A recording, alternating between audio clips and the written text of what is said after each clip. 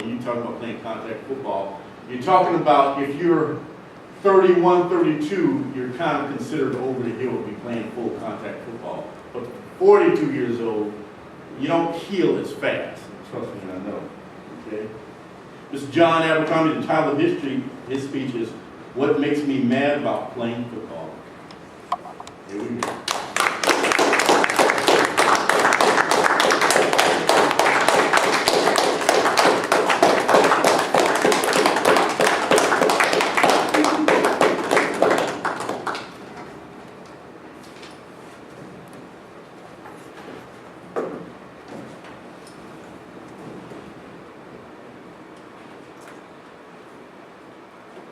As you can tell, I am mad, very mad.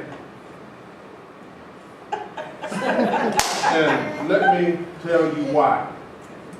Somebody told me that they did not think that I played the game that I love so well with intensity or emotion.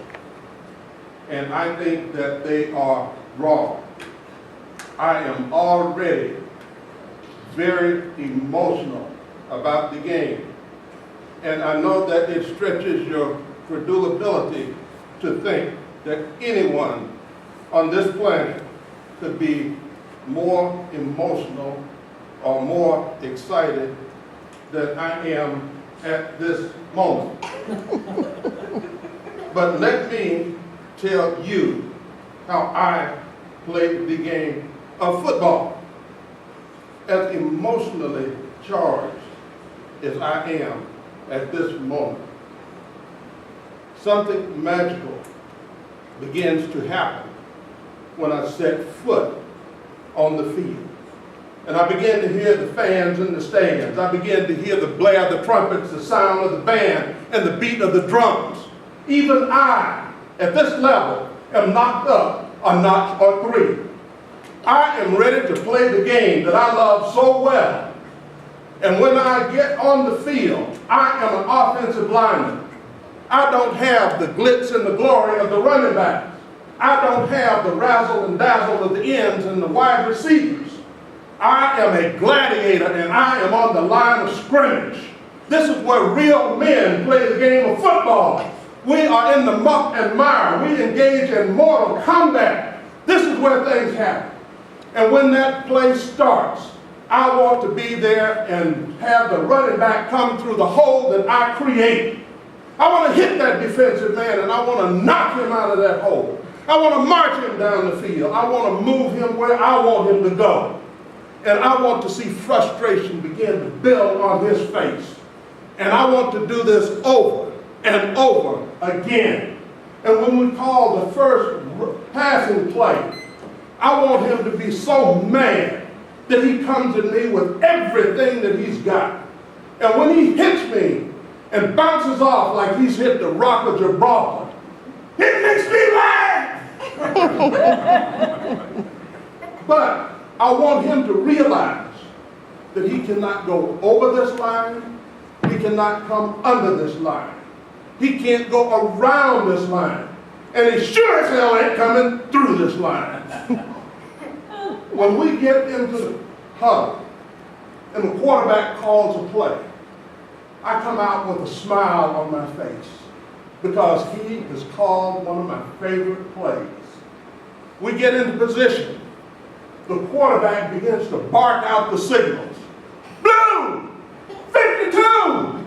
And at the precise moment that that ball is snapped, that defensive man is going to flinch in anticipation of getting hit. But this ain't that play. This is my favorite play.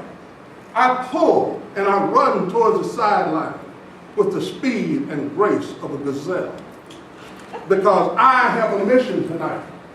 I am going to lead the ball carrier down the field. We're going to gain some yards. And if I have anything to say about it, we're going to gain a whole bunch of yards. And when I get to the end of that line, and I begin to make my move downfield, I begin to morph into a beast with the ferocity of a grizzly bear. No, make that a mad grizzly bear, the heart of a lion, and the power of a rogue elephant. I am focused on the first person on the other side of the line that dares even think that they are going to interfere with our mission tonight. And when I see that person, I want him to be the biggest, the baddest, the boldest person that they could possibly put in that position. Because I'm focused on him like a laser beam. I want to see blood in his eyes. I want to see his nostrils flare. I want to virtually see drool coming out of the corners of his mouth. I want him to be a cross between a Neanderthal and a Cro-Magnon man. I want him to have only one thing on his mind, and that's stopping that run. And just before the moment of impact, I want to see terror on his face when he realizes that he had made a miscalculation. What is his miscalculation? He forgot to include me in the equation. And just before the moment of impact, I want to hear an excited utterance.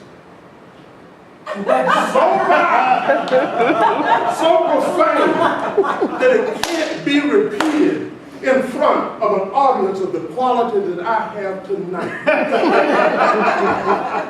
And make no mistake about it, I don't want anybody to think that I have hit the Stay Puft Marshmallow Man. I want somebody there with some substance. I want to know that I have hit somebody. And when I hit him, I want the sound to echo and reverberate throughout the stadium. I want it to register on the Richter scale on the seismograph in Palo Alto, California. My intent is to knock him right square on hip pads. I can say hip pad.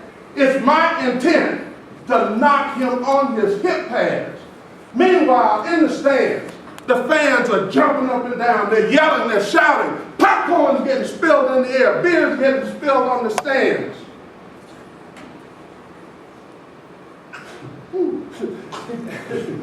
And all I want to see at this point is the bottom of my player's feet and his little narrow behind streaking down the field like a bolt of lightning.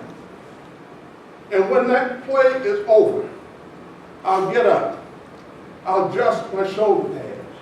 I may dust a little dust off the uniform. I may brush away a blade or two of grass. But I'm going back to the huddle. And the reason that I'm going back is so that on the next play, I can come out and I want to look that defensive man right in the eyes. I want to make eye contact, and I'm going to have a smile on my face that says, "Fool, you want some more of this?" Because there's a whole lot more where that came from. And you know what makes me mad? When they say I don't play with intensity. It makes me mad when they say I don't play with emotion. Damn it, I think I do. How about you? And you know, I am still mad. Very mad. Don't you ever say that I don't play this game with intensity. Don't you ever say that I don't play this game with emotion. Never! Ever!